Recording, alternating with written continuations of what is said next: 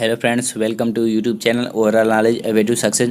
Friends, आज की इस वीडियो में हम लोग जो भारतीय इतिहास में वैदिक संस्कृति से जो ऑब्जेक्टिव क्वेश्चन कर रहे थे या उसका नेक्स्ट पार्ट होगा। ठीक है, ये हमारा पार्ट 4 होगा, जिसमें आज हम लोग कुछ ऑब्जेक्टिव क्वेश्चन को सॉल्व करें। ठीक है फ्रेंड्स, चलिए स्टार्ट करते हैं। हमारा पहला क्वेश्चन है, इसमें आपको 4 विवाहों के नाम दिए गए हैं, जैसे गंधर्व विवाह, आसुर विवाह, राक्षस विवाह और पैशाच विवाह। ठीक है, ये आपको 4 विवाहों के नाम दिए गए हैं और इसमें आपको सही मिलान करने की कौन से ऑप्शन सही होंगे। तो इस क्वेश्चन का राइट ऑप्शन नंबर ए होगा। ठीक है, गंधर्व विवाह जो था वो प्रेम विवाह जिसे कहा जाता था, और आसुर विवाह कन्या को खरीद कर किया गया विवाह था, और राक्षस विवाह था जो पराजित राजा की कन्या या अपहरण की गई कन्या के साथ विवाह था। ठीक है, और पैशाच विवाह जो था वो सोई हुई अवस्था में कन्या को गुमराह कर या मानसिक रूप से अस्वस्थ कन्या को गुमराह कर उसके साथ किया गया विवाह था। ठीक है, तो इस क्वेश्चन का राइट ऑप्शन नंबर ए होगा। नेक्स्ट, 3 ऋण में शामिल नहीं है, आपको बताना है कि इसमें से कौन सा ऑप्शन सही होंगे। तो जो 3 ऋण में शामिल नहीं है वह मातृ ऋण होगा। ठीक है, ऑप्शन नंबर डी सही होगा। और 3 ऋण के नाम जो है वह देव ऋण और ऋषि ऋण और पितृ ऋण। ठीक है, ऑप्शन नंबर डी इसका सही होगा। नेक्स्ट, ऋग्वैदिक काल से संबंधित मृदभांड संस्कृति है, आपको बताना है कि इसमें से कौन सा ऑप्शन सही होगा। तो ऋग्वैदिक काल से जो संबंधित मृदभांड संस्कृति है वो ऑप्शन नंबर ए सही होगा, गैरवर्णी मृदभांड संस्कृति। ठीक है, ऑप्शन नंबर ए सही होगा। नेक्स्ट, उत्तर वैदिक काल से संबंधित मृदभांड संस्कृति है, आपको बताना है कि इसमें से कौन सा ऑप्शन सही होगा। तो इस क्वेश्चन का राइट ऑप्शन नंबर बी होगा, चित्रित धूसर मृदभांड संस्कृति। ठीक है, ऑप्शन नंबर बी सही होगा।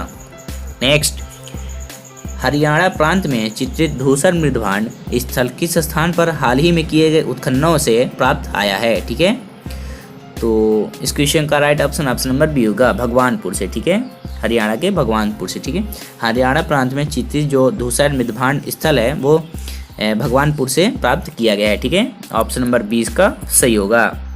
नेक्स्ट, प्राचीनतम विवाह संस्कार का वर्णन करने वाला विवाह सूक्त किसमें पाया जाता है। तो इस क्वेश्चन का राइट ऑप्शन नंबर ए होगा, ऋग्वेद में। ठीक है, ऑप्शन नंबर ए सही होगा। नेक्स्ट, ऋग्वेद में अघन्य जिसे वध योग नहीं कहते हैं शब्द का प्रयोग किसके लिए किया गया था। तो इस क्वेश्चन का राइट ऑप्शन नंबर बी होगा, गाय के लिए। ठीक है, ऑप्शन नंबर बी सही होगा। नेक्स्ट, इसमें आपको मिलान करना है कि कौन से ऑप्शन सही होंगे। ठीक है, आपके पास 4 ऑप्शन नहीं है, आपको सही ऑप्शन मिलान करना है। तो इस क्वेश्चन का राइट ऑप्शन नंबर ए होगा। ठीक है, ऑप्शन नंबर ए इसका सही होगा। जो संग्रहित्री था वो कोषाध्यक्ष जिसे कहा जाता था, और भाग दूध को हम लोग कर संग्रह करता कहा करते थे। ठीक है, कर संग्रह करता। और छता या फिर छत्री जिसे वो पांसे के खेल में जो राजा का सहायक था उसे कहा जाता था।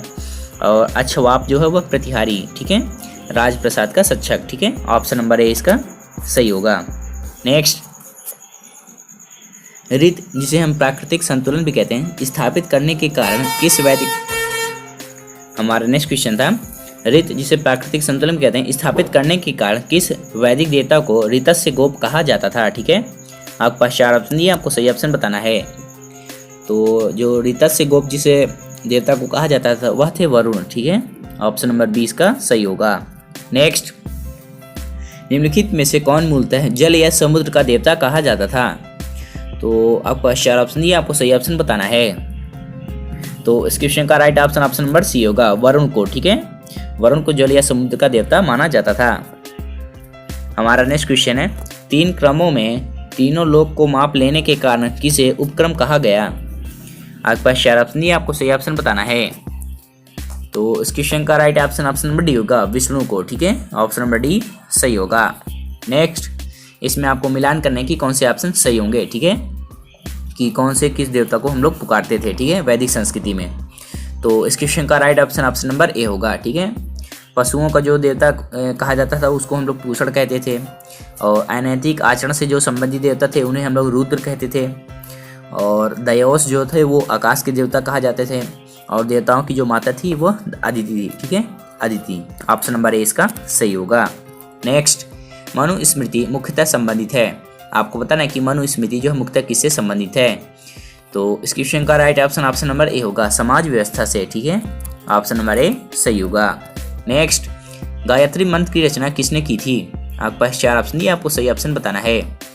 तो गायत्री मंत्र की रचना विश्वामित्र ने की थी, ठीक है, ऑप्शन नंबर बी सही होगा। नेक्स्ट, अवेस्ता और ऋग्वेद में समानता है, ठीक है। अवेस्ता किस क्षेत्र से संबंधित है? भारत से, ईरान से, इजराइल से या फिर मिस्र से? तो अवेस्ता जो है वह ईरान से संबंधित है, ठीक है, ऑप्शन नंबर बी इसका सही होगा। नेक्स्ट, निम्नलिखित में से कौन सी एक ऋग्वैदिक आर्यों की लाक्षणिक विशेषता नहीं है? ठीक है, आपको बताना है कि विशेषता जो है वह ऋग्वैदिक आर्यों की नहीं है, इनमें से कौन सा ऑप्शन सही होगा। तो इस क्वेश्चन का right option option number B होगा, वे लोहे के उपयोग से परिचित थे। यही इसमें से ऑप्शन गलत होगा, ठीक है, क्योंकि वो लोग लोहे से परिचित नहीं थे, ठीक है, ऑप्शन नंबर बी सही होगा। नेक्स्ट, ऋग्वेद में निम्नांकित किन नदियों का उल्लेख अफगानिस्तान के साथ आर्यों के संबंध का सूचक है? आपके पास 4 ऑप्शन दिए, आपको सही ऑप्शन बताना है। तो अफगानिस्तान के साथ जो संबंधों का सूचक था वो ऑप्शन नंबर सी कुभा या फिर क्रम, ठीक है, कुभा या फिर क्रमु होगा, कुभा या फिर क्रमु, इन नदियों के हमें सूचक मिलती हैं, ठीक है, अफगानिस्तान से संबंधों के, ऑप्शन नंबर सी इसका सही होगा। नेक्स्ट, धर्म तथा रीत भारत की प्राचीन वैदिक संस्कृति के एक केंद्रीय विचार को चित्रित करते हैं। इस संदर्भ में निम्नलिखित कथनों पर विचार कीजिए। आपके पास 2 ऑप्शन दिए, आपको सही ऑप्शन बताना है कि कौन से ऑप्शन सही होंगे। तो इस क्वेश्चन का right option option number C होगा, ये दोनों ही ऑप्शन सही हैं, ठीक है, ऑप्शन नंबर सी सही होगा। नेक्स्ट, आर्यों के आर्कटिक होम सिद्धांत का पक्ष किसने लिया था? तो बीजी तिलक ने, ठीक है, ऑप्शन नंबर सी इसका सही होगा, बीजी तिलक ने यानी कि बाल गंगाधर तिलक ने लिया था, ठीक है। नेक्स्ट, इसमें वैदिक नदियों के नाम दिए गए हैं और आपके नाम दिए गए हैं उनके, ठीक है, आपको बताना है कि इसमें से कौन सा ऑप्शन सही होगा। तो इस क्वेश्चन का right option option number B होगा, ठीक है। जो कुभा जो है हम लोग उसको काबुल के नाम से जानते थे, ठीक है, और काबुल के नाम से अब जानते हैं, और पुरुषणी जो है वो हम लोग रावी नदी को, और सदा नीरा जो है हम लोग गंडक के नाम से, और स्तुद्री जो है वह हम लोग सतलज के नाम से, ठीक है, सतलज, ऑप्शन नंबर 20 का सही होगा। ठीक है फ्रेंड्स, तो ये आज हमने भारतीय इतिहास में वैदिक संस्कृति से जितने भी आज क्वेश्चन दिए हुए थे सबको हमने कवर कर लिया है। इसके बाद हम लोग भारतीय इतिहास में कोई नया टॉपिक लेंगे और उसके ऑब्जेक्टिव क्वेश्चनों को सॉल्व करेंगे। यदि आप चैनल पर नए हैं तो चैनल को सब्सक्राइब करें और बेल आइकन को प्रेस करें ताकि नोटिफिकेशन सबसे पहले आपके पास जाए, और इस वीडियो को लाइक और शेयर जरूर करें। ठीक है फ्रेंड्स, थैंक यू।